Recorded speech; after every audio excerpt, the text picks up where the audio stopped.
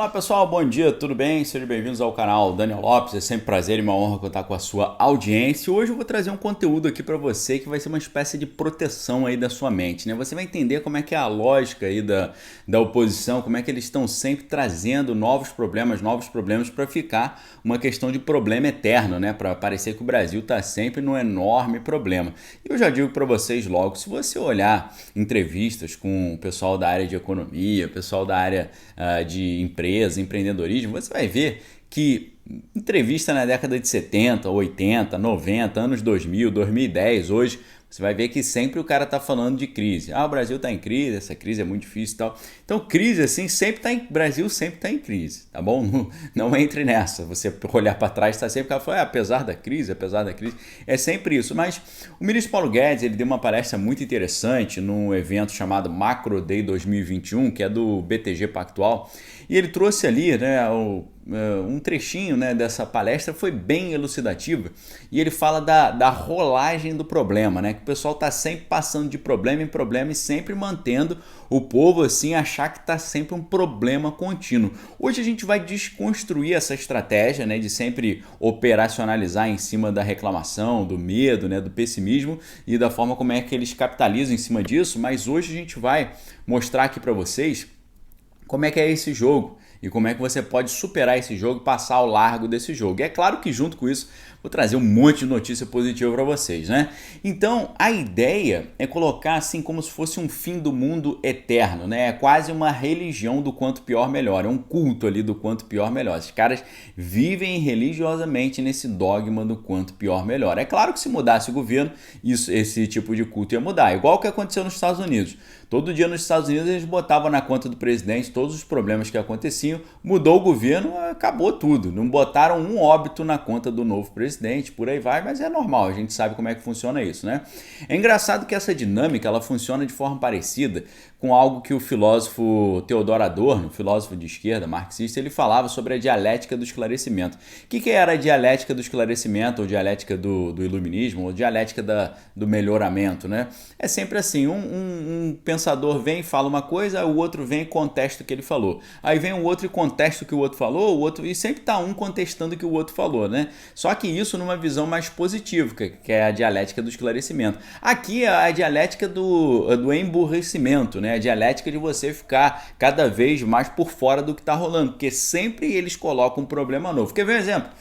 Brasil, todo mundo falava, Brasil vai cair 10% do PIB no ano de 2020.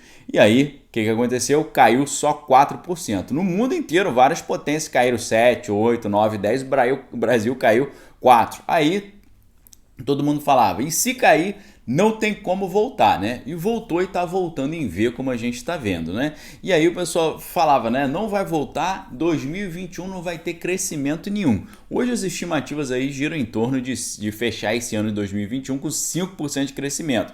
Eles falavam que não ia crescer nada, né?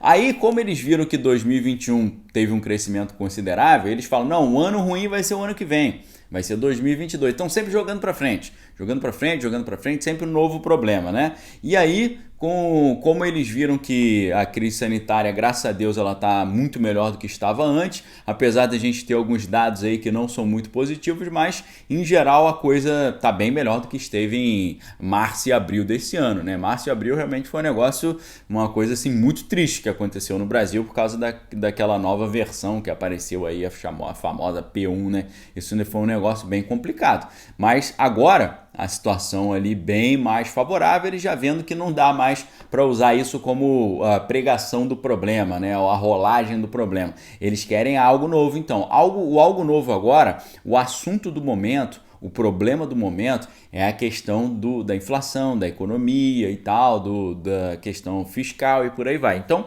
o papo do momento que você vai ficar ouvindo 24 horas por dia agora é a questão da inflação, dos preços altos. Inclusive, as pesquisas têm colocado a popularidade do governo reduziu porque o povo está chateado com o aumento dos preços. Esse negócio de aumento de preço é horrível, tá? Esse negócio de aumento de preço é uma coisa realmente ao fim da picada. Mas o que a gente vê é que esse aumento de preço, isso é um problema mundial, isso é um problema global. Isso é um problema internacional em virtude do que nós estamos vendo nesse mundo pós-crise sanitária. Ficou tudo travado.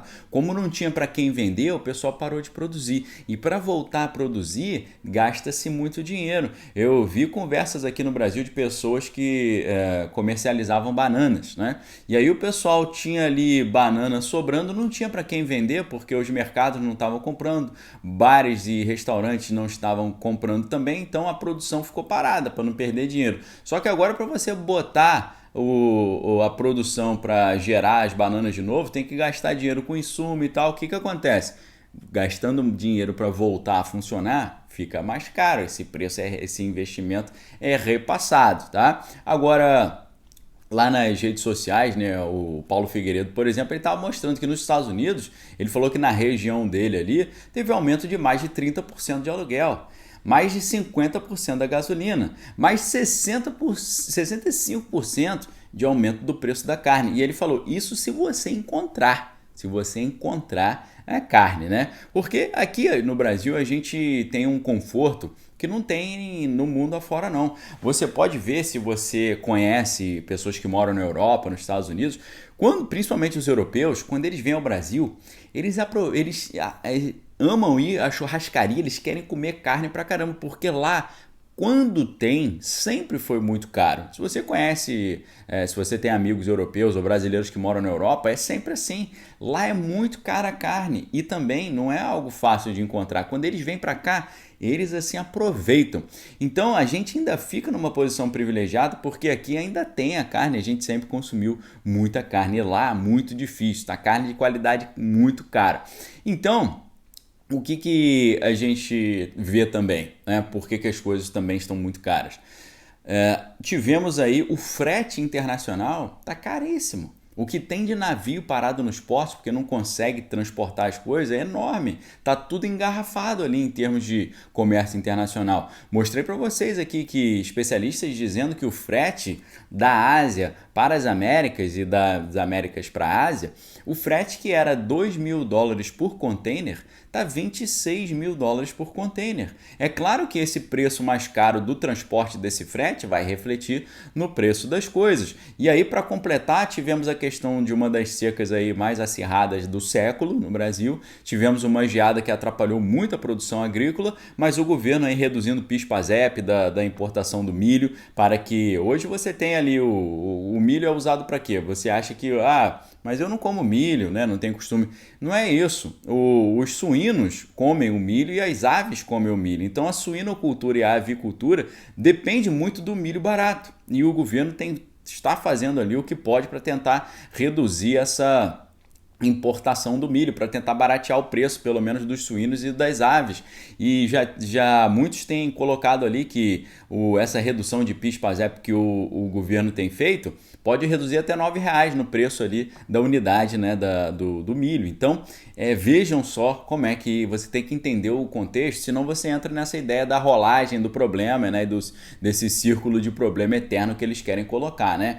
Então, pessoal, começaram a falar também, né, essa questão da inflação, os preços e tal. O Copom, ele fez uma previsão para o ano que vem, que é o comitê monetário, fez uma previsão para o ano que vem que o pessoal está achando assim que está otimista demais, porque eles estão prevendo uma inflação muito mais favorável para o ano que vem, ou seja, bem menor. A gente tem visto aí uma inflação, né, na casa de 8% mais ou menos, e o Copom, eles estão dizendo, uma matéria aqui muito interessante do Alex Ribeiro, vou deixar os links aqui embaixo, como sempre faço. Os analistas econômicos do mercado financeiro estão intrigados aí com essa baixa projeção de informação do Banco Central de apenas 3,7% de inflação para o ano que vem, né? O pessoal falando, mas apenas isso, né? E o Luiz Carlos Mendonça de Barros, foi diretor do Banco Central, presidente do BNDES, ele colocou que na realidade o percentual estimado seria ainda menor, né? Em cerca de 3,3%. Eles estão projetando 10%, mais de 10% para o ano que vem. Mas o Copom está projetando 3 e pouco por cento, né? 3,7%. Ele falou, seria muito menor ainda, poderia chegar a 3,3% caso a autoridade monetária adotasse aquela aquela hipótese da bandeira vermelha 1 para a energia elétrica, né? Acompanhando a premissa da maioria dos economistas do setor. Então, muito interessante essa informação quando a gente olha por esse lado, né? Agora, nós temos aqui um cenário muito promissor chegando, uma vez que a época em que o comércio mais vende em todos os anos está chegando, que é Dia das Crianças e Natal. Esse é o momento que o comércio movimenta. Então isso aqui vai ser muito importante para a nossa retomada econômica. O volume de serviços prestados no Brasil já avançou 1,1% agora em julho, né, em comparação com junho, apontando dados ali do IBGE. Foi a quarta alta mensal seguida, o que levou o setor a atingir o seu maior nível em 5 anos. Tá? E aí é muito interessante porque com isso segundo o IBGE, o Instituto Brasileiro de Geografia e Estatística, com isso o setor está 3,9% acima do nível antes da crise sanitária, em fevereiro de 2020, e também alcança o patamar mais elevado desde março de 2016.